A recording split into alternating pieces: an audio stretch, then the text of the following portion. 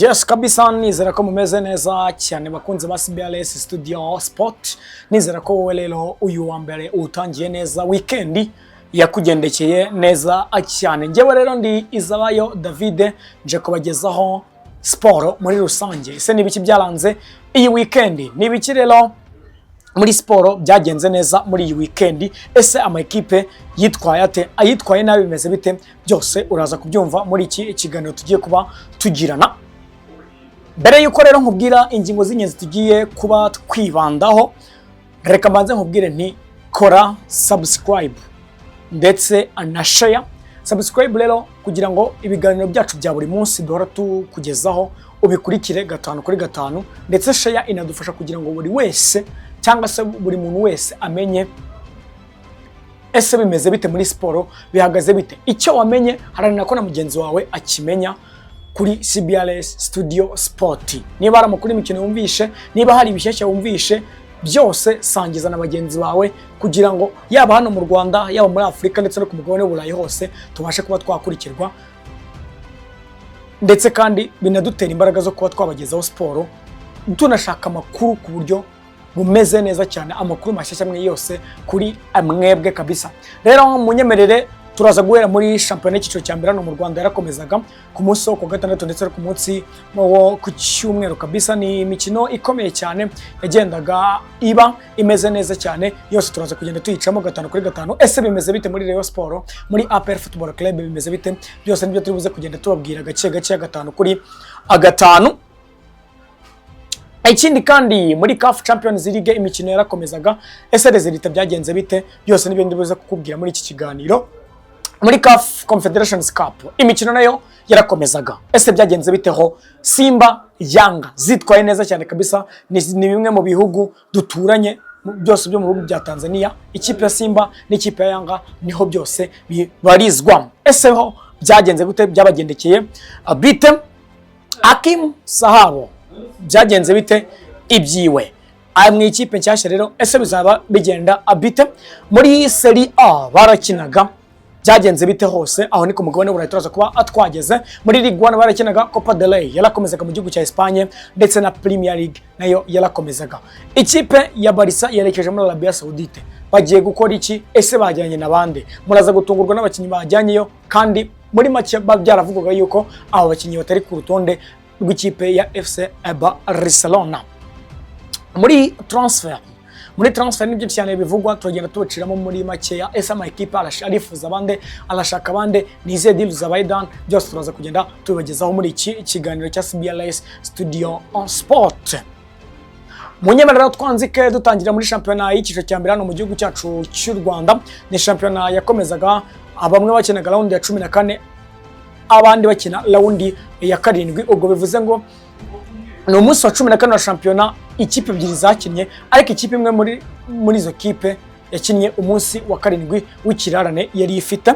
Iyo ni ikipe rero ya Musanze Football Club yakiraga ikipe ya APR Football Club. Ni match yari ikomeye cyane, ni match y'umunsi wa 7 itarabereye igihe, ariko ku munsi wa gatandatu nibwo bari batangaje ko igomba gukinwa. Ikipe ya Musanze rero yaje kubitsindwa n'ikipe ya APR Football Club igitego kimwe ku busa.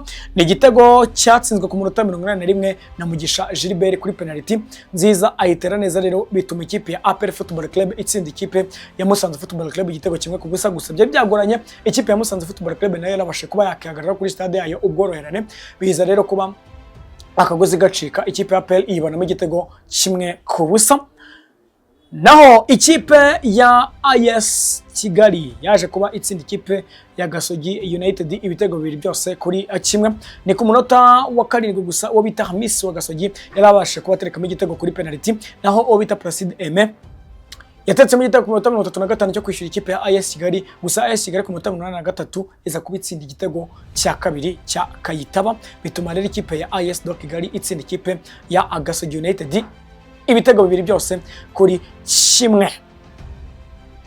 Munyemerera twerekeze kuri match ikomeye cyane, match y'umunsi wa 14 nayo yari iryoheye ijisho, yari itegerejwe n'abanyarwanda benshi cyane. Ikipe ya Rayon Sport yari yakiri ikipe ya Police Football Club, ariko biza kurangira ikipe ya Police itsinzwe na Rayon Sport ibitego bibiri byose kuri kimwe. kubusa, bibiri kubusa nibyo. Bibiri kubusa kimwe nari mpaye polisi sindabona nari ngikuye. Ikipe ya Rayon Sport yatsindiwe n'abasore bagiye batandukanye ku minota 45 Youssou Diagne yarateretsemo igitego cyiza cyane kabisa, abariyo bajya mu bicu. Naho ku minota 63 obita Adama Bagayogo abateretsemo nawe igitego cya kabiri. Rayon Sport match iza kurangira itsinze ikipe ya polisi ibitego bibiri byose akubusa, ariko nyamara polisi ku minota 90 bongeje umwe yabonye ikarita y'umutuku. Ubwo rero ariko ntago yabigira urwitwazo ko yabonye ikarita y'umutuku. Rayon Sport amaze kwitsinda ibitego bibiri byose akubusa. Munyamara tuve kuri iyi shampiyona y'ikiciro cya mbere no mu gihugu cyacu cy'u Rwanda ikiboye n'ikipe ya Rayon Sport gusa, hagati yayo n'ikipe ya PL harimo amanota 8 gusa. Muri CAF Champions League imikino yarakomezaga. CAF Champions League kabisa ni irushanwa rikomeye cyane hano ku mugabane wa Afrika rihuza amaklebe yabaye aya mbere. Iwayo ikipe ya Al Hilal yo muri Sudani yaje kumenya n'ikipe ya MC Alger igitego kimwe kuri kimwe, naho Pyramids iza kunganya n'ikipe ya Esperance Tunis. Pyramide itsinda Esperance Tunis ibitego bibiri kuri kimwe, na ikipe ya Sagrada itsinda kimwe Joliba kubusa. Ikipe ya Faraba yo muri Morocco yaje kubitsinda ikipe ya Maniema Union ibitego bibiri kubusa, naho Raja Casablanca itsinda Mamelodi Sundowns igitego kimwe kubusa. Urumva ko ikipe ya Raja Casablanca yari yakaniye cyane ku kibuga cyayo itsinda Mamelodi igitego kimwe kubusa, na ikipe ya Orlando Pirates iza kubitsinda bitatu kubusa ikipe ya Stade d'Abidjan. Gose ibitego bitatu byose kubusa biza kuba abijyamo. Muri CAF Confederations Cup nabo barakinaga, ikipe ya Constantine yatsindaga ikipe ya Blavos ibitego bine kubusa. Stade Malien de Bamako iza gutsindwa n'ikipe ya Berkane igitego kimwe kubusa. Al Masry iza kubinganya n'ikipe ya Zamalek ubusa kubusa. Urumva ko ikipe ya Al Masry yihagazeho neza cyane. Ikipe ya Zamalek yo mu gihugu cya Misiri irakomeye cyane, ariko baza kuba banganya ubusa kubusa, dore ko Al Masry nayo yari yakira ikipe ya Zamalek. Sorry mbabarira. Ikipe ya Sfaxien iza kubitsindwa n'ikipe ya Simba igitego kimwe kubusa. Kudeshapo kuri Simba Sport Club Wekundu wa Musibazi yaje kuba itsinda igitego kimwe kubusa, nyamara yaregeye gusura Sfaxien ariko beza kurangira ibonye intsinzi. Ikipe ya Enyimba iza kubitsinda ikipe ya Black Bull FC ibitego bine byose kuri kimwe. Ese bimeze bite? Byose ni ugutegereza tukareba CAF Confederations Cup uko imikino izagenda iba, tuzagiye tuyibabwira gake gakeya. Muri CAF Champions League ko bizajya bigenda byose tugenda tubanyuramo 5 kuri 5. Sorry. Hakim Sahabo bimeze bite mu ikipe nshyashya? Hakim Sahabo rero uyu mukinnyi w'umunyarwanda ukinira Standard de Liège, iyi kipe yamaze kwemeranya na Bias Shuti yo mu gihugu cy'Ububirigi kumubatiza kugeza uyu mwaka w'imikino urangiye. Ese bimeze bite? Uyu musore Hakim Sahabo azakomeza kwitwara neza muri ikipe bagiye kumutizamo yitwa Bias Shuti yo mu gihugu cy'Ububirigi. Ese biraza kuba bigenda bite? Byose no gutegereza tukareba. Munyemerera twigire hanze y'u Rwanda, tuve hano muri Afrika ndetse no hano mu Rwanda, twigire ku mugabane w'i Burayi. Na amashampiyona yakomezaga, shampiyona kabisa zarakomeje hose, amakipe amwe aratsinda andi aratsindwa.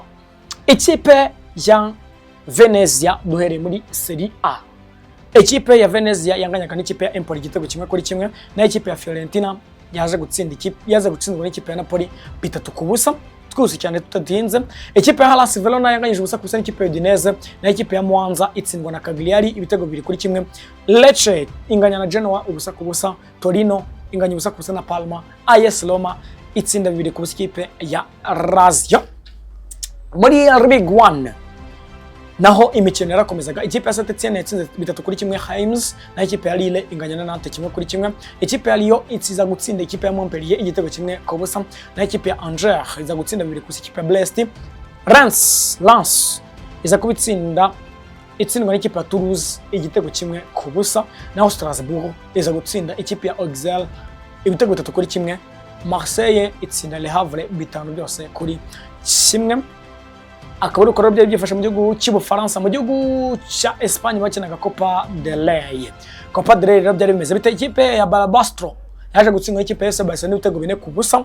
Igitego cya Eric Garcia kuri pass ya Araujo ku minota 21, umunota 31 Robert Lewandowski Lewandowski yaje kuba atsinda igitego kuri pass ya Pablo Torre, naho uwo bita Lewandowski n'umuri ku munota 47 aza gutsinda igitego kuri pass ya Pablo Torre, naho uwo bita Pablo Torre ku munota 56 aza guterekamo igitego cy'agashingura cumu cya kane. Biza kurangira ikipe ya Barcelona itwaye neza muri Copa del Rey round ya 32 ibitego bine byose ku busa batsindaga ikipe ya Barbastro. Muri Premier League Tottenham Hotspur kabisa yaje kubitsinda ikipe ya Newcastle hakiri kare cyane, ibitego 2-1 bituma abantu bibaza kuri iyi Tottenham na Ange Postecoglou. Naho Aston Villa itsinda Leicester City ibitego 2-1, Bournemouth itsinda 1-0 ikipe ya Everton, Crystal Palace inganya 1-1 ikipe ya Chelsea. Chelsea ikomeje gutakaza amanota atari ngombwa, iza kubinganya n'ikipe ya Crystal Palace 1-1, ikomeza kugenda itakaza imyanya igiye itandukanye dore ko yari no hejuru neza cyane. Ikipe ya Manchester City yatsinze ibitego 4-1. West Ham United do bitaringa Brot Haaland yongeye yagarutse kabisa ibitego 16 akanya nibyo afite, ariko ayobowe no bita Mohamed Salah ufite ibitego 18 dore ko yatsindaga n'igitego kuri match abahuje n'ikipe ya Manchester United cya penalty. Ikipe ya Southampton yaje kuba itsindwa n'ikipe ya Brentford 5-0, na ikipe ya Brighton inganya 1-1 n'ikipe ya Arsenal. Arsenal nayo ikomeje gutakaza amanota kandi bitari ngombwa, gusa na Brighton yanakinye neza cyane kuri uriya mukino kuko yarushaga ikipe ya Arsenal kuyirusha n'amahirwe yo kujya imbere y'izama, ariko biza kurangira banganyije igitego 1-1. Arsenal nayo ikomeza kugenda itakaza kuba yakomeza kugenda ifata Liverpool.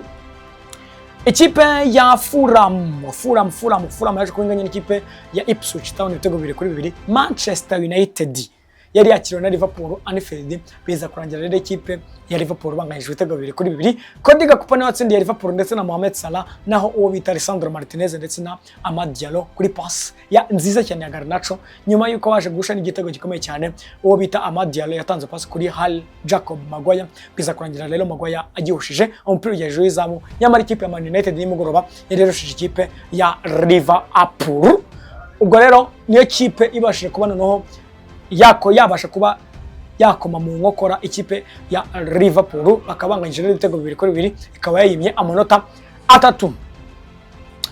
Twose cyane twigira mu ikipe ya FC Barcelona yerekeje muri Arabia Saudite, yerekeje i Jeddah uyu munsi gukina igikombe cya Super Coupe bagikinira muri Arabia Saudite, ariko yajyanye nyamara aba bakinnyi babiri, uwo bita Dani Olmo n'uwo bita Pau Victor. Aba bakinnyi rero akaba yabitwaje uwo bita Hans Flick, kamaze kuba ari gose abitwaza ashobora no kuzabakoresha mu mikino igiye itandukanye bazagenda abakina baryohewe cyane kabisa. Na makipe ane ari muri iryo urushanwa, ese bizabigenda bite? Byose nibyo gutegeza tukareba cyane tubagezaho uko iminsi izagenda yicuma, uko imikino izagenda iba hano kuri CBRS Studio Sport.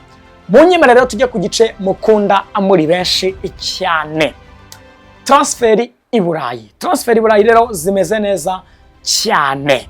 Aston Villa iracyashakisha Daniel Marena wavutse tariki 19 z'ukwezi kwa mbere 1999 kabisa, ari kwitegura no kuzuza indi imyaka kabisa, ari kwitegura bidi yiwe.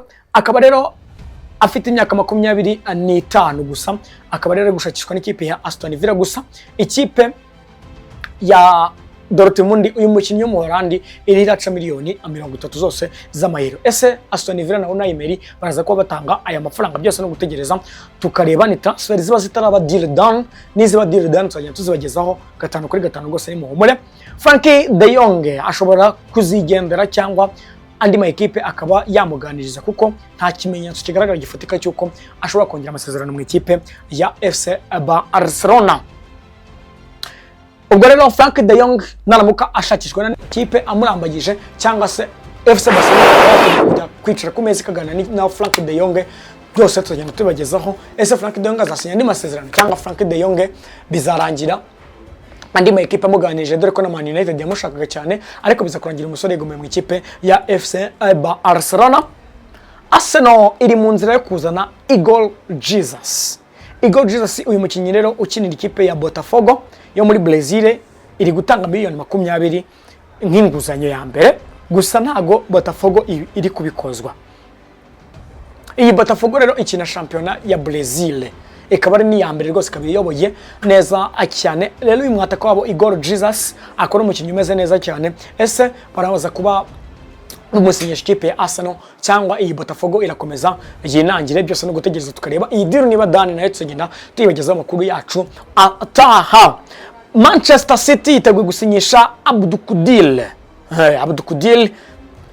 Kusanova. Uyu mukinnyi rero ikipe ya Man City yiteguye kumusinyisha kuko ubu ari free rwose mu gusohoka mu ikipe ya Reims, ameze neza. Rero ikipe ya Man City ikaba yiteguye kuba yamwakirana yombi, ikaba yamusinyisha neza cyane.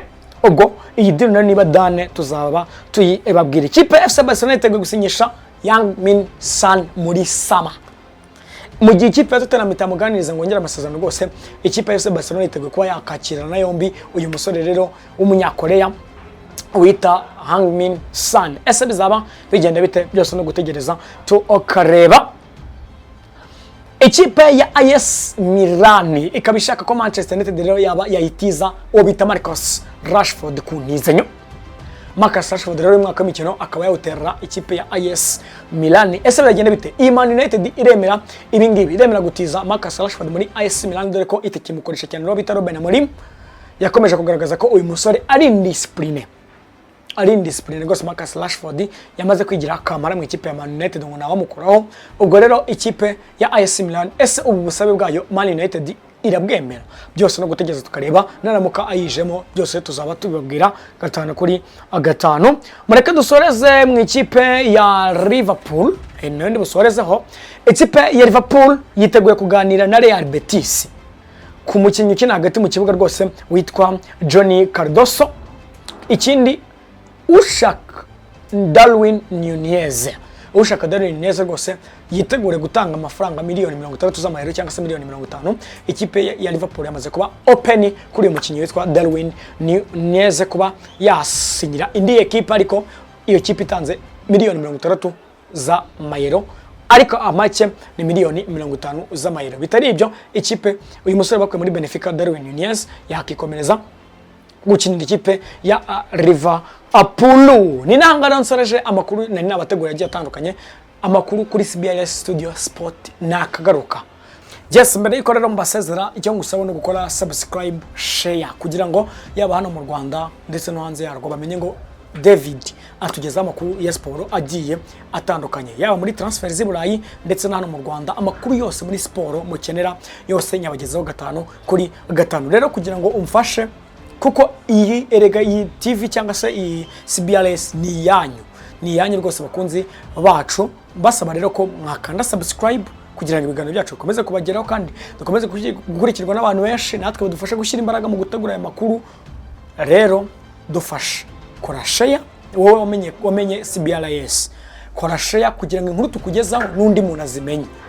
Rero icyo kintu rero nicyo cyadufasha, wowe ubyumvishe, Imana iguhe umugisha. Iyi ni CBRS Studio Sport, njyewe Ndizabayo David. Ciao.